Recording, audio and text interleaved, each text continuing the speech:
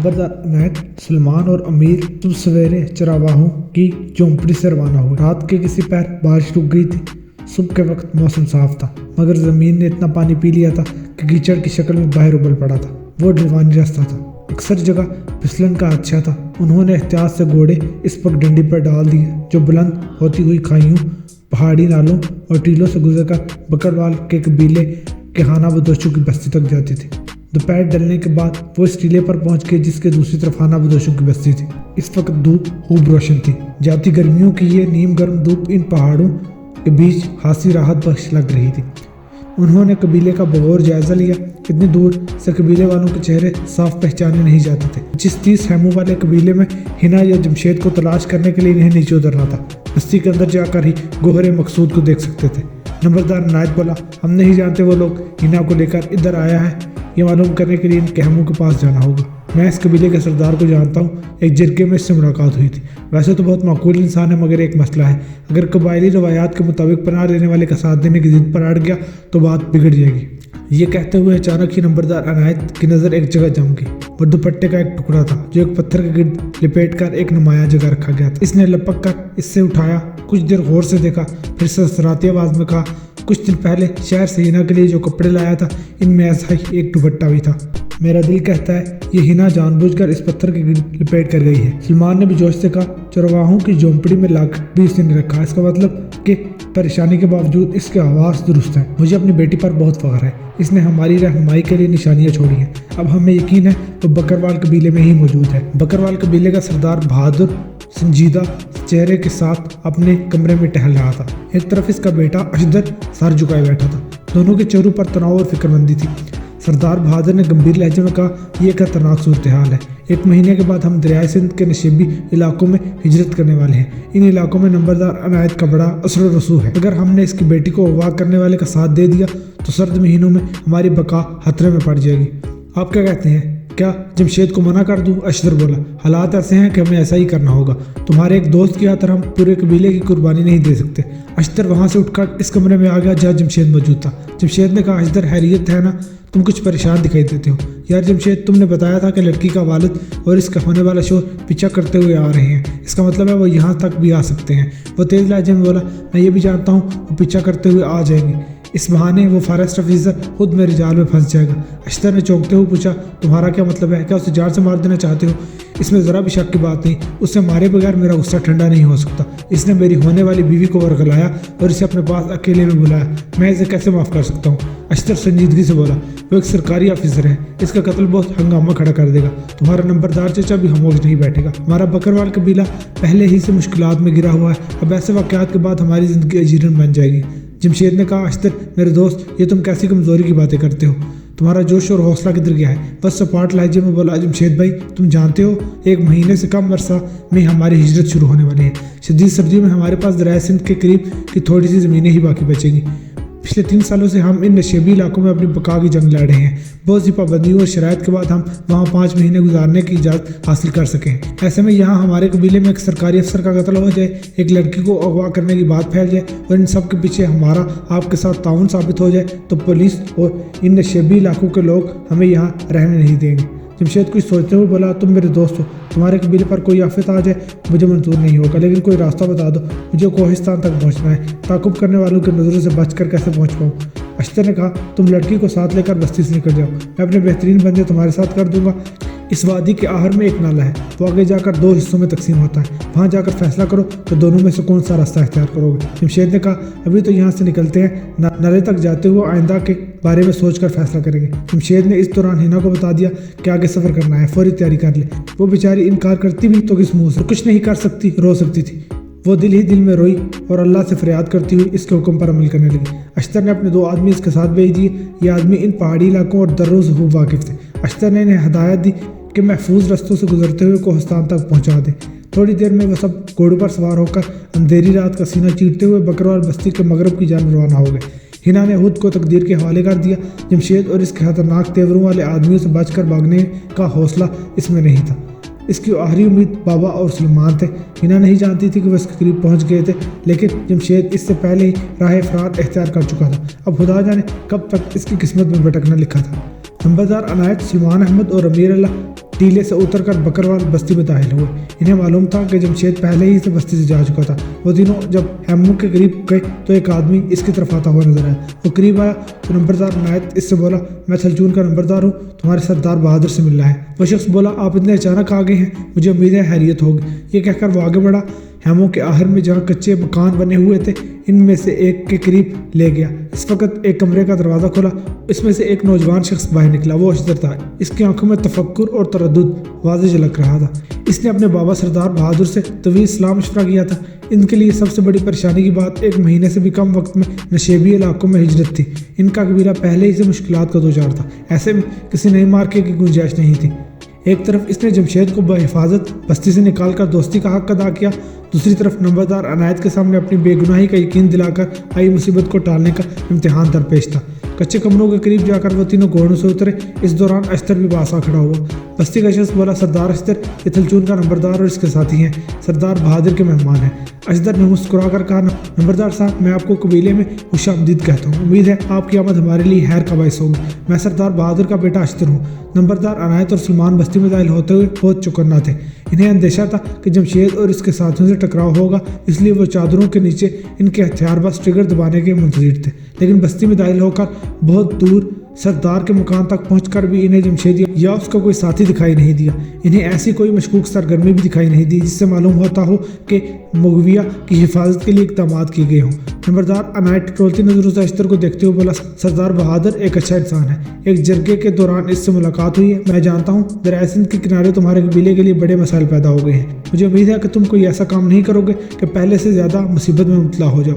अख्तर ने कहा, इन पहाड़ों पर हम पलकर जवान हुए हैं। हमारे मर्द, औरतें और बच्चे भी ज़माने की सख्तियों के आदी हो चुके हैं। हालात जैसे भी हों, हम इनका मुकाबला करना जानते हैं, मगर मैं ये नहीं जानता कि आप किस तरफ इशारा करते हुए हमें इंजाम से डरा रहे हैं। नंबरदार अनायत पारदार आवाज़ में बोला, इतने मासूम मत बनो बरखुरदार, ऐसा ना हो दिखावे की शराफत आफत बन जाए। तुम अपने बाबा को खबर करो, मैं इससे बात करना चाहता हूँ। अख्तर पूरे एतमाद लहजे में बोला, नंबरदार साहब, मेरे बाबा की सेहत ठीक नहीं, आप इनसे भी मिलेंगे, लेकिन पहले मुझ पर भरोसा कर लें। आपका जो भी मसला है वो मुझे बताएं। नंबरदार अनायत ने दो टोक अंदाज में कहा, तुम्हारे कबीले में जमशेद नामी नौजवान आया है। वो अकेला नहीं है, अपने साथ एक लड़की भी भगा के लाया है। हमें बताओ वो किधर है। इसने एक जरा चौंकते हुए कहा, वो तो चले गए हैं यहाँ से, अभी तक बहुत से सफ़र तय भी कर लिया होगा। नंबरदार अनायत और सलमान को एक हैरत का झटका लगा। सलमान एकदम आगे बढ़ा, एक झटके से अख्तर का गिरबान पकड़ लिया। क्या बकते हो तुम, साफ साफ बताओ इसे किधर छुपाया है, वरना जान से मार दूंगा। अख्तर इसके दोनों बाजुओं को मजबूती से थाम कर बोला, नंबरदार साहब, मैं नहीं जानता ये नौजवान कौन है, मगर इसके गुस्से से मालूम होता है कि इस लड़की से कोई हास इसका ताल्लुक है। लेकिन मेरी बात का यकीन करें, जमशेद यहाँ मौजूद नहीं है। वो रात को ही लड़की को लेकर यहाँ से निकल गया है। सलमान इसे झटका देते हुए बोला, वो लड़की मेरी इज्जत है। वो कमीना जमशेद इसे लेकर पहाड़ों में जिस बिल में भी छुप जाए, मैं इसे निकालकर इबरतनाक सजा दूंगा, और इसका साथ देने के जुर्म में तुम भी बच नहीं सकोगे। अख्तर ठोस लहजे में बोला, आप मेरा गिरबान छोड़ दें, सहूलत से मेरी बात सुनें। अगर हमारा कसूर साबित हुआ तो सर हाजिर है। हम नंबरदार अनायत की नाराजगी कैसे मोल ले सकते हैं, और वो भी ऐसे हालात में कि हम सब हिजरत की तैयारी कर रहे हों। नंबरदार अनायत ने इसे इशारा किया। सलमान ने इसका गिरबान छोड़ दिया। अख्तर ने एक कमरे का दरवाज़ा खोला और इनके लिए गरम गरम चाय के साथ मकई की रोटी और घी पेश किया। वो दोनों भूखे थे। गर्म चाय और रोटी के साथ घी को देखकर भूख धमाल करने लगी, मगर हिना की गुमशुदगी का सानहा ऐसा सख्त था कि उन्होंने जहर मार करके चाय के साथ थोड़ी सी रोटी खाई। इस दौरान अख्तर उनको तफसील बताता रहा।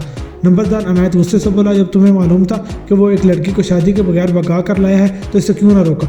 मेरे ख्याल में इस जुर्म में तुम भी बराबर के शरीक हो। अख्तर आसान से बोला, नंबरदार साहब, आप इस कबाली रवायात से वाकिफ़ हैं। अगर कोई शख्स आकर पनाह तलब करे तो उसे ठुकराया नहीं जा सकता। ये नहीं देखा जाता कि इसका जुर्म क्या है, बस इसने पनाह मांगी है, ये काफ़ी होता है। अब ऐसी सूरत में आप बताएं कि हमने रिवायात की पासदारी करनी है या फिर किसी जुर्म का इर्तिकाब किया है। नंबरदार अनायत को चुप लगी। वो जानता था कोहिस्तान और दियामीर के अक्सर कबाइल में ये रवाज था।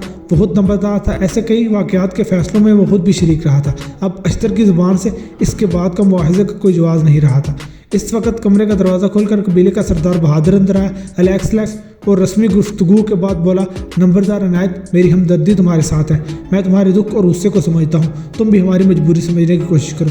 वो अपने गुस्से पर काबू पाते हुए बोला, हमें रात को ही यहाँ आना चाहिए था, लेकिन सख्त मौसम की वजह से नहीं आ सके। अब तुम्हारी बात जुटलाने का कोई सबूत नहीं, इसलिए हम एतबार करते हैं। मगर एक बात याद रखो, अगर मुझे मालूम होगा कि तुम बाप बेटा कोई चाल चल रहे हो तो मेरे गुस्से से बच नहीं सकोगे। ये बताओ कि वो आगे किस तरफ गया है। दोनों बाप बेटे ने एक दूसरे की तरफ देखा। आंखों के गैर महसूस इशारों में कोई खास मतलब एक दूसरे को समझाया। फिर सरदार बहादुर खनकार कर बोला, जमशेद बता रहा था कि लड़की को लेकर कोहस्तान जाएगा, वहाँ के मलिक अमीन शेर के पास बना लेगा। नंबरदार अनायत तड़क कर बोला, कोहस्तान इस पहाड़ के पीछे मौजूद नहीं कि जमशेद रातों रात वहाँ पहुँच जाए। कोई ऐसा रास्ता ज़रूर होगा जिस पर से वो रवाना हुए हैं, और यकीनन इसकी रहनुमाई के लिए तुम्हारे आदमी भी साथ होंगे। अशतर ने कहा, आपकी बात दुरुस्त है नंबरदार साहब, हमने अपनी रवायात के मुताबिक इसकी मदद की है। मेरे 2 साथी इसके साथ हैं। यहाँ से कुछ फासले पर एक नाला बहता है, वो ज़रा आगे जाकर 2 हिस्सों में तकसीम होता है। एक नाला बहुत दूर जाकर बाबूसर टॉप तक पहुँच जाता है, दूसरा नाला दियामीर की बालाई वादियों से गुजरता हुआ थोर नाले से जाकर मिलता है। जमशेद की बातों से लगता था कि वो बाबूसर नाले वाला रास्ता इख्तियार करेगा, इससे आगे हम नहीं जानते। नंबरदार अनायत बड़ी देर तक सर झुकाए कुछ सोचता रहा, फिर सर उठाकर बोला, सरदार बहादुर, तुमसे एक ही बार मुलाकात हुई थी और तुम मुझे अच्छे इंसान लगे थे। मैं अब भी तुम पर भरोसा करता हूँ। हम इस वक्त जमशेद के ताक़ुब में रवाना हो रहे हैं। उम्मीद है जिस रुख की तुमने निशानदेही की है वो हमें सही मंजिल तक पहुँचाएगा। सरदार बहादुर ने कहा, नंबरदार साहब, जमशेद को पनाह देकर हमने रिवायात का लिहाज किया, तुम्हारे साथ ताउन करके इंसानियत का भरम रखा है। मुझे उम्मीद है बहुत जल्द तुम्हारी बेटी बाजियाब होगी। जमशेद ने बुरा किया है तो उसको सजा मिल जाएगी। नंबरदार अनायत ने इशारा किया। सलमान और अमीर अल्लाह फौरन खड़े हुए। वो तीनों घोड़ों पर सवार होकर बस्ती की मगरबी सिमत रवाना हो रहे थे। इनके जाते ही सरदार बहादुर और अशतर ने एक दूसरे की तरफ मानी हेज नज़र से देखा। फिर अशतर गहरी सांस लेकर बोला, शुक्र है बला टली, मैं तो शदीद अंदेशों में गिर गया था। सरदार बहादुर ने चुपते हुए लहजे में कहा, अब दुआ करो कि दोनों के आगे जाकर मुठभेड़ हो जाए, ताकि नंबरदार के आगे हमारी बात का एतबार कायम हो जाए कि हमने इसकी दुरुस्त रहनुमाई की है। अरशद होंठों पर एक मक्काराना मुस्कुराहट सजा के बोला, मुमकिन है अब्बा वहाँ इनका आपस में खूनी तसादुम भी हो, किसी की जान भी जा सकती है। सरदार बहादुर कहका लगाकर बोला, इन दोनों में से किसी की भी जान जाए हमें परवाह नहीं, हमारे सर पर मंडलाती आफत से जान छूटी है, यही हमारे लिए बहुत है। दोनों बाप बेटा तमानियत और मुसरत से ज़ोर ज़ोर से हंसने लगे।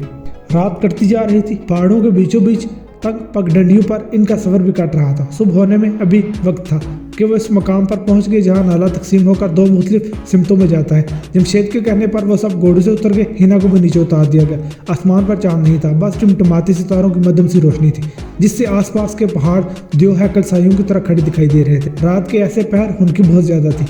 जमशेद ने इतनी मेहरबानी की थी कि बकरवाल कबीले से रवाना होते वक्त एक मोटी चादर लाकर हिना को दे दी। इसने बुरके के ऊपर चादर ओढ़ ली। इसके बावजूद शदीद सर्दी महसूस हो रही थी। घोड़े से उतरकर वो एक तरफ सिमटी सी बैठ गई। जमशेद इसके पास आया। अंधेरे में वो साया सा नजर आ रहा था। वो बोला, मैं जानता हूँ तुम दिल में मुझे गालियाँ दे रही होगी। मैंने शादी की रात तुम्हें अगवा किया और इन वीरान पहाड़ों पर मेरे साथ दर बदर भटक रही हो। वो सपाट लहजे में बोली, मेरा गुस्सा और मेरी नफरत कोई छुपाने वाली बात नहीं। तुम जिस तरह भी जुल्म करो, इन पहाड़ों में मुझे मार कर फेंक दो, मैं तुम्हारे दबाव में नहीं आऊँगी। वो कहका लगाते हुए बोला, मैं जानता हूँ तुम बहुत जिद्दी हो, लेकिन मुझे यकीन है कि तुम टूट जाओगे। इस काले पहाड़ों और तारीख जंगलों का तवील सफ़र तय कर करके तुम्हारी जिद और अना की हवा निकल जाएगी। फिर जब कोहिस्तान पहुंच जाएंगे, वहाँ मलिक अमीन शेर की दहशत और दबदबा देखकर रही सही कसर भी पूरी हो जाएगी। अगर तुम्हारा वो यार यहाँ से बचकर पीछा करते हुए वहाँ तक पहुँच गया, तब इसका हशर देखकर तुम पके फल की तरह मेरी गोद में आ गिरोगी। वो जोर जोर से हंसता हुआ अपने साथियों की तरफ चला गया। बकरवाल कबीले के जो 2 आदमी इसकी रहनुमाई के लिए साथ आए थे, इनमें से एक बोला, जमशेद भाई, इन 2 नालों के बारे में सरदार अख्तर ने आपको तफसील से बता दिया है। हम दोनों रास्तों से वाकिफ़ हैं, आप किस रास्ते का इंतखाब कर रहे हैं। जमशेद ने कहा, बाबूसर वाला रास्ता ज़्यादा महफूज है, लेकिन बहुत तवील है, 5 दिन से ज़्यादा लग सकते हैं। ये दूसरा रास्ता जो हमें 3 दिनों तक मंजिल तक पहुँचा सकता है, मैं इस रास्ते को इख्तियार करना चाहता हूँ। शकराल ने कहा, जमशेद भाई, ये तो मुमकिन है। नंबरदार साहब और फॉरेस्ट अफसर बकरवाल कबीले से वापस ना जाए। जिस रास्ते पर आप जाना चाहते हैं, इसी पर हमारा पीछा करें। जमशेद कुछ सोचते हुए बोला, ऐसा मुमकिन नहीं। इनके ख्याल के मुताबिक मैं एक लड़की के साथ दियामीर नाले का मुश्किल सफ़र नहीं करूँगा। इसकी बजाय बाबूसर नाले का सफ़र आसान है, आगे जाकर गाड़ी भी मिल सकती है, इसलिए वो इन्हीं रास्तों की तरफ हमारे कदमों के निशान ढूंढते रह जाएंगे और हम इन्हें मायूस नहीं करेंगे। बाबूसर नाले वाले रास्ते पर इनके लिए कदमों के निशान पेश करेंगे। क्या मतलब है आपका? हम उधर से जाएंगे नहीं तो निशान कैसे छोड़ेंगे?